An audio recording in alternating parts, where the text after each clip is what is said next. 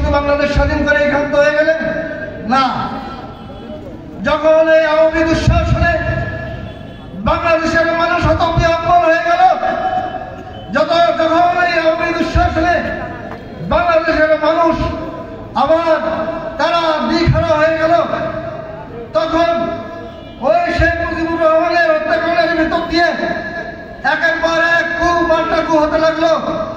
তখন বাংলাদেশের সিপাহী জনতা সম্মিলিতভাবে শহীদ প্রেসিডেন্ট জিয়াউর রহমানকে বাংলাদেশের ত্রাতা হিসেবে বাংলাদেশের রাষ্ট্রীয় ক্ষমতায় অধিষ্ঠিত করলেন।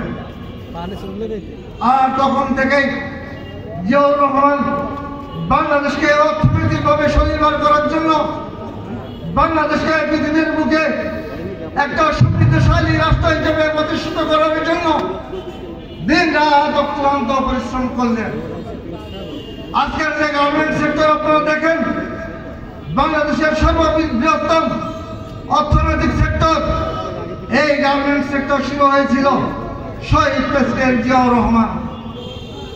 আজকের যে কৃষি উন্নয়ন দেখেন, বাংলাদেশ আজকে কৃষিতে সফলতা লাভ করেছে, বাংলাদেশ যে খাদ্য স্বয়ংসম্পূর্ণ হয়েছে, তার নয় যাত্রা শুরু হয়েছিল শহীদ প্রেসিডেন্ট জিয়াউর রহমানের খাল কাটার প্রোগ্রামের মাধ্যমে।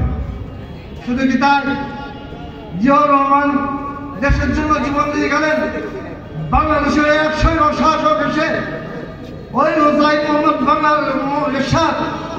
বাংলাদেশে এসে জগদ্দল পাথরের মতো বসে গেলেন।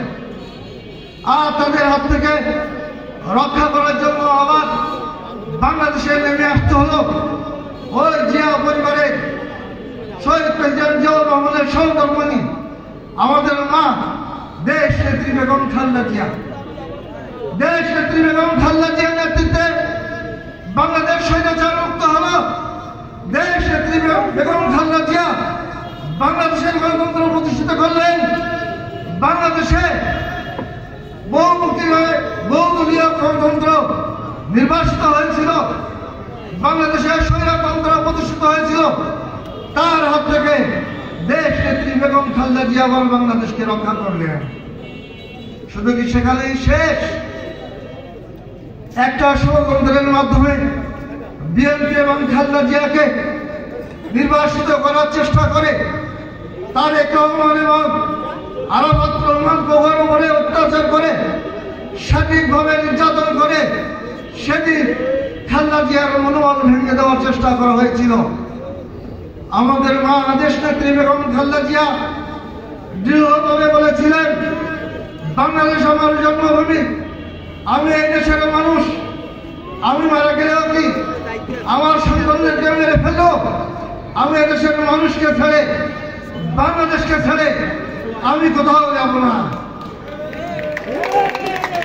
প্রিয় ভাইরা, যিনি তার সন্তানদেরকেও দরদ করলেন না, শুধু আপনাদের উপরে দরদ করার জন্য, শুধু বাংলাদেশের মানুষের দরদ করার জন্য, শুধু এই বাংলাদেশকে ভালোবেসে তিনি তার সন্তানদেরকে ওই হায়না বাহিনীর কাছে মৃত্যুর মুখে ঠেলে দিলেন।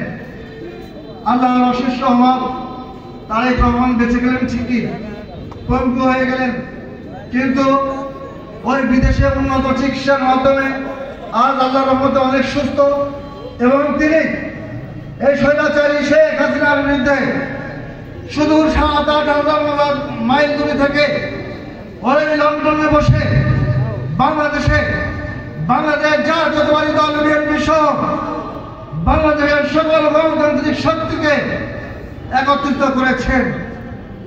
স্বৈরাচারী শেখ হাসিনা যখন বাংলাদেশের গণতন্ত্র হরণ করেছে, যখন বাংলাদেশের মানুষের ভোটের অধিকার হরণ করেছে, যখন বাংলাদেশের সাধারণ মানুষের চাকরির অধিকার হরণ করেছে, যখন বাংলাদেশে বিএনপি সহ অন্যান্য গণতান্ত্রিক শক্তি যখন আন্দোলন করছিল, বাড়ি থেকে ধরে ধরে নিয়ে গুম করতেছিল, বাড়ি থেকে ধরে ধরে নিয়ে টাকা আদায় করতেছিল, খুন করতেছিল, সেই মুহূর্তে যখন বাংলাদেশ একটা অনিরাপদ জনবহুল পরিণত হয়ে গেল, আমাদের নেতা, বাংলাদেশের ভবিষ্যৎ নেতা জনাব তারেক রহমান ওই